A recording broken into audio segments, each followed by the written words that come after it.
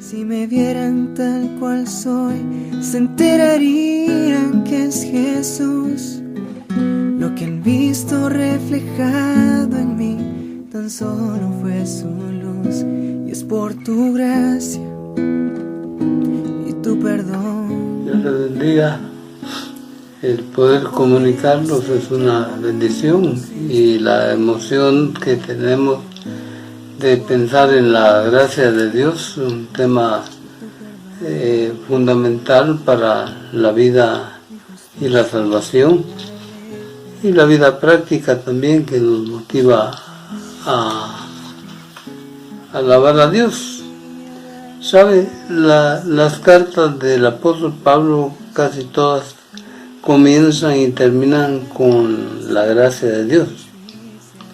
Es una forma de saludo que ellos tenían, que era nuevo para ellos, porque la forma de saludarse en aquel tiempo era Shalom, o sea, la paz de Dios sea con vosotros. Y el apóstol cambió en sus cartas, era un saludo nuevo que fue característica de sus cartas. Antes lo más común, como digo, era Shalom o la paz de Dios, pero ahora entonces para el apóstol era la gracia la que producía la paz. Y el apóstol Pablo cambió entonces este saludo para él era importante la gracia, como lo debe ser para cada uno de nosotros. Tendría que ser así, porque aquí Dios revela la gracia de Dios al hombre, dándole bendiciones espirituales. Eso hemos dicho, dándole bendiciones espirituales según Tesalonicenses. En el capítulo 1 tenemos versículos 1 al 4, que dice de la siguiente manera. Dice: Pablo, Silvano y Timoteo, a la iglesia de los tesalonicenses en Dios Padre y en el Señor Jesucristo. Gracia y paz sean a vosotros de Dios nuestro Padre y del Señor Jesucristo. Damos siempre gracias a Dios por todos vosotros, haciendo memoria de vosotros en nuestras oraciones, acordándonos sin cesar delante del Dios y Padre nuestro de la obra de vuestra fe, del trabajo de vuestro amor y de vuestra constancia en la esperanza en nuestro Señor Jesucristo. Porque conocemos, hermanos amados, de Dios vuestra elección. Entonces, lo primero, la gracia es la gracia de la elección. Dentro de las bendiciones espirituales, la gracia de la elección. Esta es una elección individual para la vida eterna que Dios planeó para cada uno de los humanos que reconocen su amor. Entonces Él hace una elección dentro de los 7 a 8 mil millones de habitantes en el mundo. Dios quiso escogerlo a usted, y entonces lo eligió, como dice la palabra, antes de la fundación del mundo. En su plan eterno Él tenía contemplado la creación del universo y otras cosas, y dentro de eso el diseño de la tierra y la vida humana, tanto de los animales como de nosotros, que somos seres inteligentes hechos a la semejanza de Dios. Entonces, esta elección individual es importante porque cuando Dios elige y llama, ninguno de nosotros podemos resistir ese llamado. Ya no se puede. Y es una elección sin mérito humano, porque Él lo que dice, conocemos, hermanos, amados de Dios, vuestra elección. No menciona ninguna cosa como mérito para poder ser electos por Dios, para hacernos sus hijos, miembros de su familia y miembros del cuerpo de Cristo.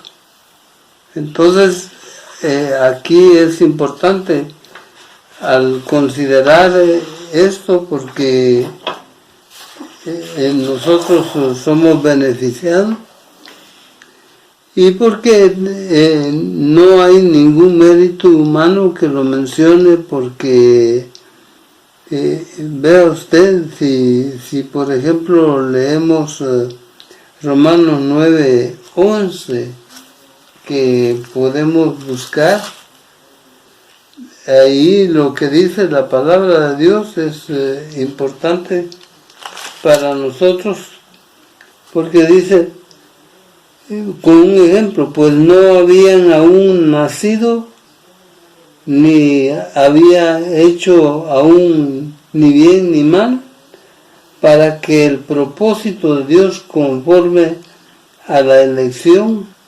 permaneciese, no por las obras, sino por el que llama. Así que se le dijo, el mayor servirá al menor. Entonces, está hablando del caso de Jacob y Esaú, que estaban en el vientre de la madre, y entonces no habían hecho ni bien ni mal, dice, ninguna obra, y entonces Dios escogió a Jacob para seguir la línea de la nación de Israel, porque de Jacob salieron las 12 tribus de Israel. Dios lo amó soberanamente, tanto era inocente uno como el otro, pero Dios soberanamente escogió a Jacob. Por eso digo que no hay mérito humano, porque ahí donde estaba leyendo un poquito más adelante, dice eso, ahí el 24 al 26, mire lo que dice, a los cuales también ha llamado a estos, a nosotros, no solo de los judíos, sino también de los gentiles, como también, o sea, dice, llamaré pueblo mío al que no era mi pueblo, y a los amados, y a los no amados, amados. Y en lugar donde se les dijo, vosotros no sois pueblo mío, allí será llamados hijos del Dios viviente. La elección de Dios.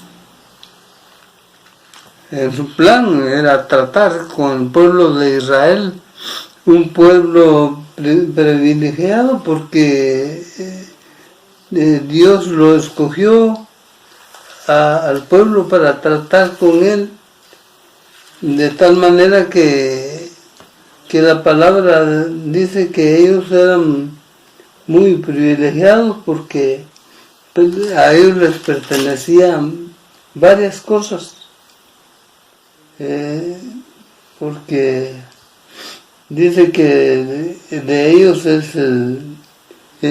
son las promesas de Dios, que no se las ha todavía realizado, están para el futuro.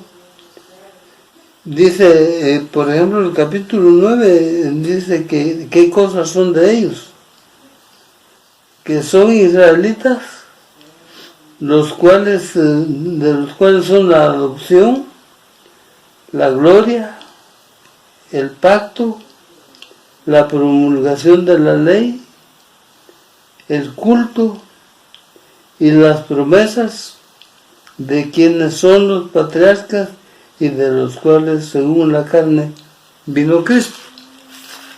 Por lo menos hay 7 cosas que son de ellos y que nosotros no teníamos derecho, pero según la soberana voluntad de Dios, al rechazarlo ellos, Él está tratando hoy con la iglesia de Cristo.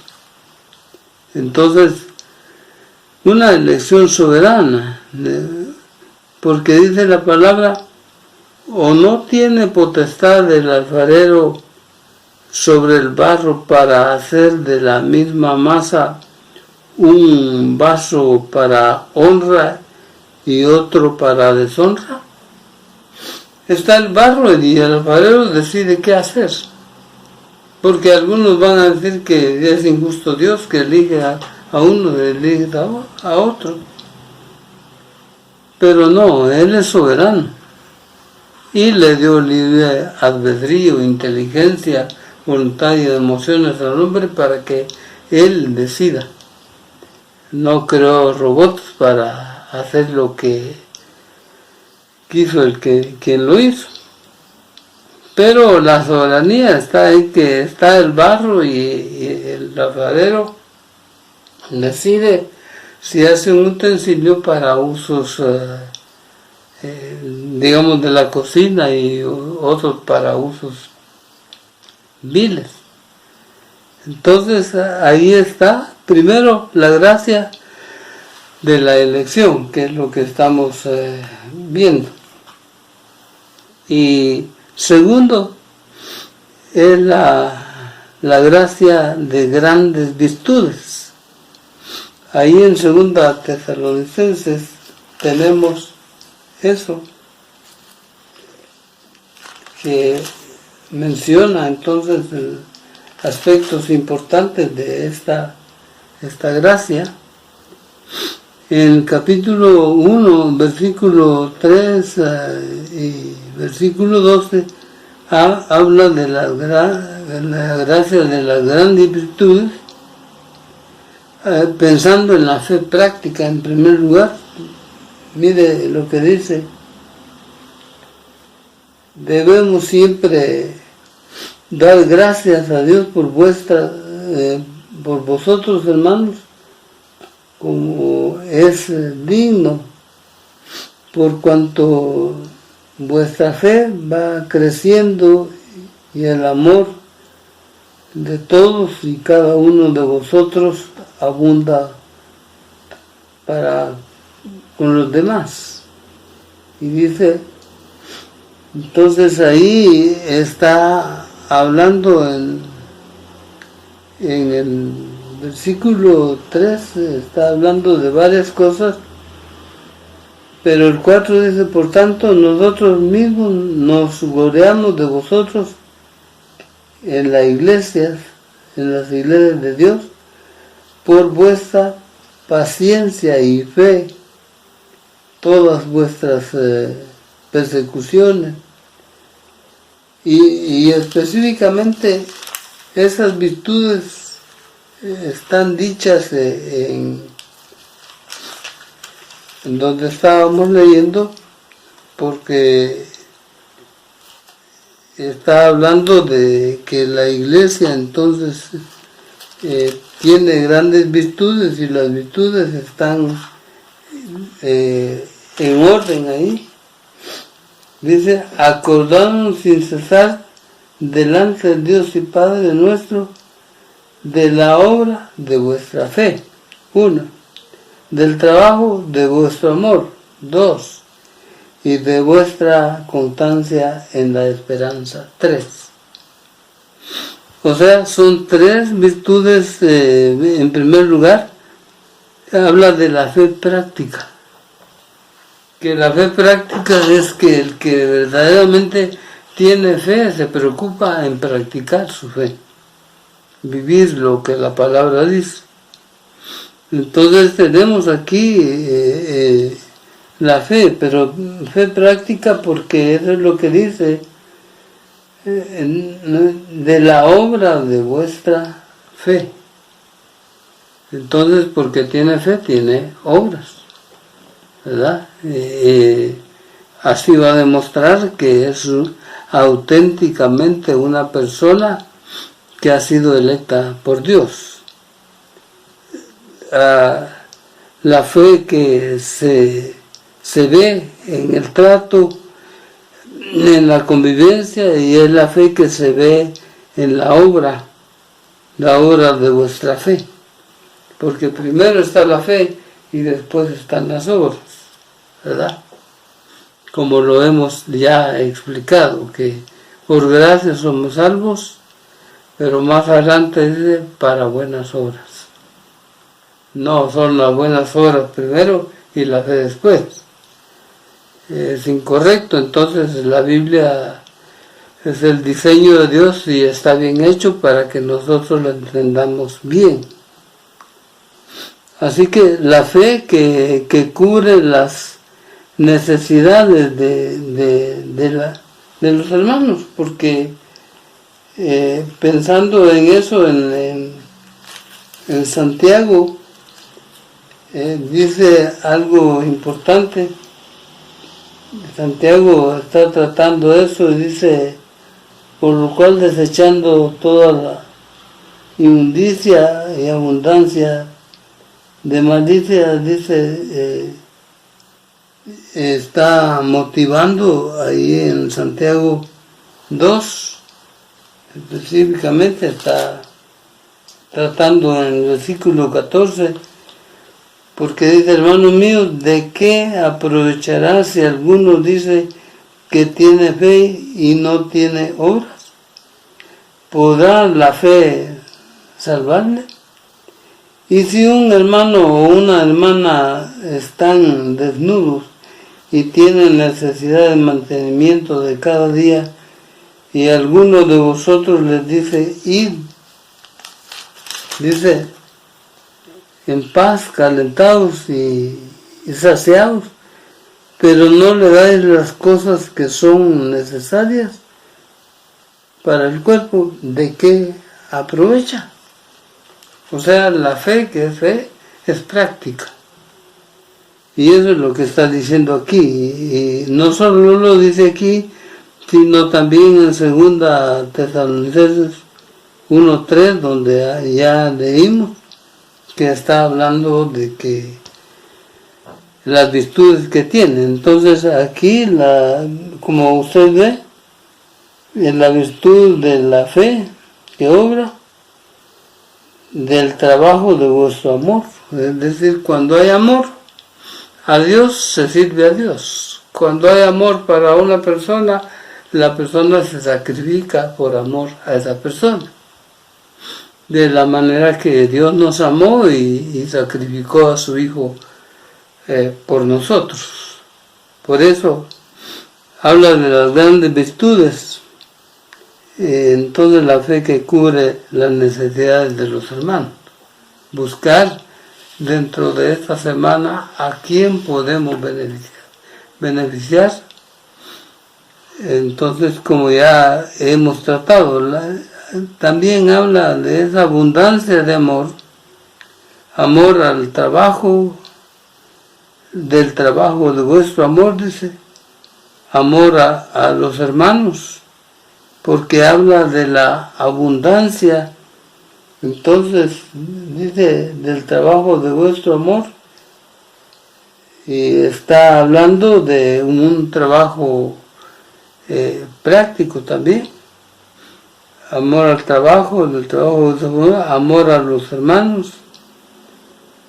Es un amor interno, no como dice que tenía ahí en 1 de Juan 3:15 al 18, como Caín, que mató a su hermano,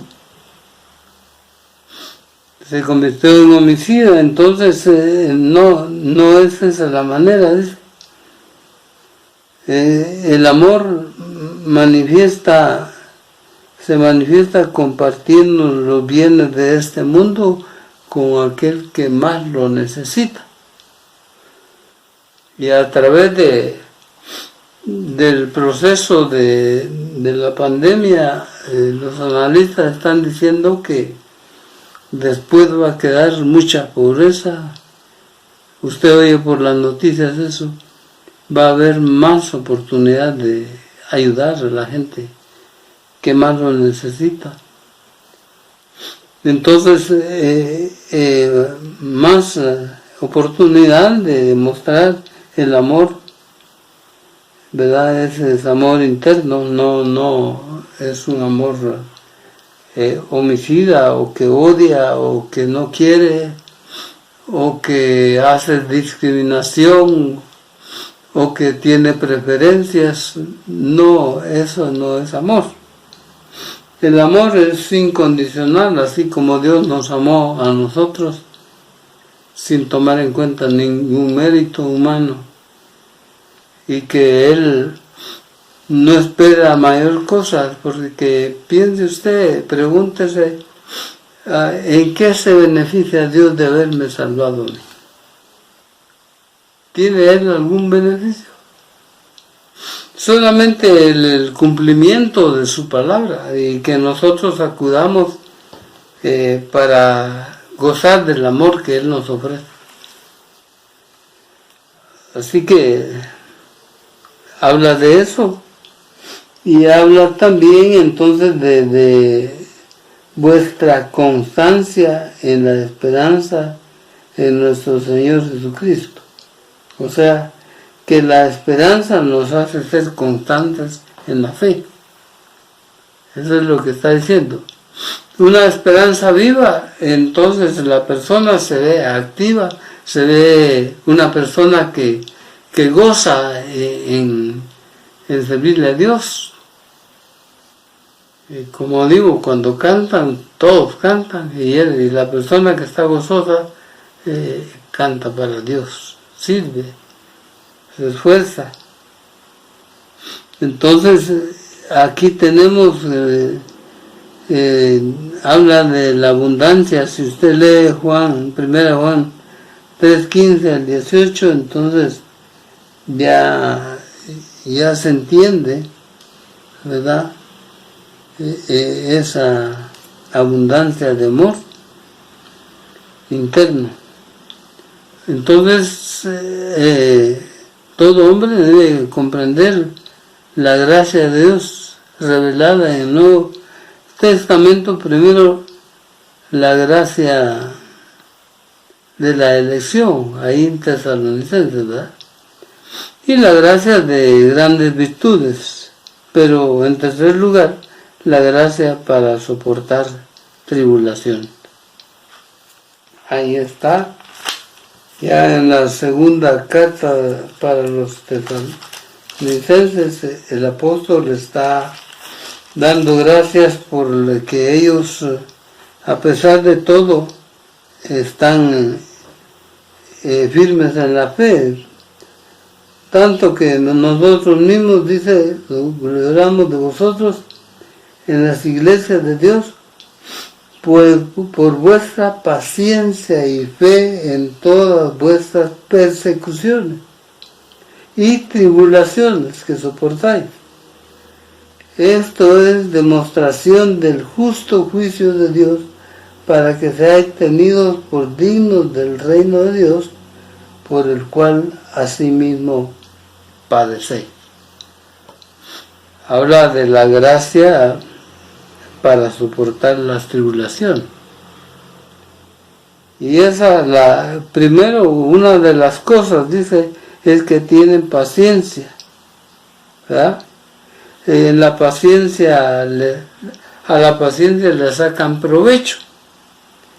Y que en medio de las situaciones, de la enfermedad, en medio de la escasez o cualquier otra cosa, tienen paciencia. No es solamente resignación, sino que en la paciencia están pensando cuál es el propósito de Dios en medio de una situación dada, para sacarle provecho. Entonces, como decía un periódico, sácale provecho a los puntos negros de tu vida. Entonces, después tenemos la dicha, entonces, en medio de la paciencia, solo que, como ya mencioné en otras ocasiones, que la paciencia no se aprende en tiempo de tranquilidad, en tiempo de paz, sino cuando hay lucha. Cuando entonces se aprende la paciencia en medio de las pruebas o las tentaciones o en una situación difícil que pareciera que no vamos a salir, pero cuando tenemos paciencia encontramos el camino y el poder de Dios a nuestro lado para poder vencer. Porque no estamos solos, Dios va al lado de nosotros, va atrás de nosotros, va adelante de nosotros. Eso es lo que dice el Salmo 139:5. Entonces la paciencia es una virtud que nos ayuda para entender el propósito de Dios, cuándo debemos hablar y cuándo no debemos hablar, qué es lo que debemos de decir que edifique y no que destruya. Así que si todos tuviéramos paciencia, viviríamos más tranquilos con nosotros mismos y con nuestros semejantes. Y Él da gracias a Dios por la fe firme de ellos, porque da gracias a Dios por vosotros, hermanos, como es digno, por cuanto vuestra fe va creciendo y el amor de todos y cada uno dice que abunda. Entonces nos gloriamos de vosotros en la iglesia de Dios por vuestra paciencia y fe en todas vuestras persecuciones y tribulaciones que soportáis. Habla de la firmeza que ellos tienen ahí, la fe firme que no los mueven las circunstancias, no los mueven los problemas, sino que permanece a pesar de todo. Usted tal vez conoce los sauces a la orilla del río.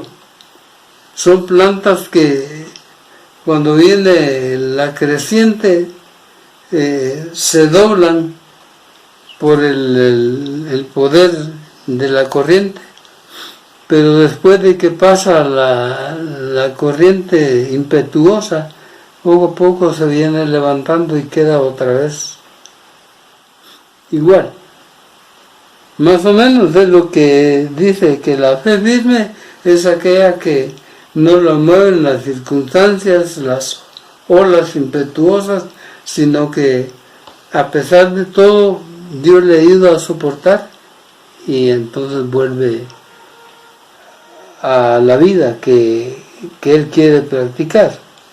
Y habla también de esta gracia de la dignidad para el reino, porque eso es lo que dice, para que seáis tenidos por dignos del reino de Dios, por el cual asimismo padecéis. Dignos. Esa palabra dignos significa del mismo peso que ponemos en la balanza, si quiere, un peso y que en la balanza puede estar el cristiano en un lado y la palabra de Dios en otro lado y los dos pesan iguales. Dignos quiere decir que tiene una vida de tal manera que Él respalda lo que dice, lo que cree, lo respalda con la práctica que tiene. Y eso es lo que Dios está esperando de nosotros, para que nosotros nos mantengamos dignos, como dice, del reino de Dios, de lo que Dios gobierna, los que son suyos. Entonces, la dignidad habla del respaldo, de la influencia de la vida del cristiano, que es auténticamente hijo de Dios. ejerce una influencia y un carácter y una vida práctica que pesa. Por eso es digno del reino. De modo que este tema es amplio, vamos a ir tratando de ello, pero recordemos que la gracia, según se comprende la gracia de Dios revelada en el Nuevo Testamento, en este caso en Tesalonicenses, está la gracia de la elección, está la gracia de grandes virtudes, de la fe, el amor y la esperanza, que son tres cosas que toda persona necesita. Fe, alguien en quien creer, ¿verdad? Amor, alguien a quien amar, y esperanza, alguien que tiene esperanza en algo, que se mantiene constante. Y lo que tenemos nosotros, fe en Cristo, amor de Cristo, y tenemos esperanza viva de un reino, como dice la palabra, incorruptible, inmarcesible, un reino que tiene características especiales, como nos dice el apóstol Pedro, incorruptible, inmarcesible, y aún le añade otra cuarta característica a Hebreos cuando dice que es un reino inconmovible. Así que también incontaminado, como dice Pedro. Entonces, es inmensa e incomprensible a veces la gracia de Dios, que a través de la elección nos hizo sus hijos, a través del amor y el valor para las pruebas, y que demos gracias a Dios por la dicha de ser incluidos en su plan soberano, a través de la elección y las virtudes que nos da y la capacidad de hacerle frente a la vida diaria de este tiempo que nos ha tocado vivir. Yo espero que Dios le bendiga y piense que Dios le está esperando, Dios lo quiere elegir, lo quiere favorecer y le quiere dar la salvación y hacerlo parte de la familia de Dios. Siempre voy a orar por usted. Te damos gracias, Padre, por este tiempo. Gracias por tu palabra viva. Gracias por la elección para aquellos que ya estamos en ti y por las virtudes que nos has dado y el poder, Señor, de la gracia para soportar las pruebas y tribulaciones que sobrevienen en la vida durante estemos en la tierra. Te damos gracias y pedimos bendición para nuestros oyentes, para nuestros hermanos de la iglesia local, otros hermanos que se conectan con nosotros, los amigos que tienen interés en estos temas, y a todos mis hermanos que se conectan tanto en Guatemala como en el extranjero para poder considerar tu palabra.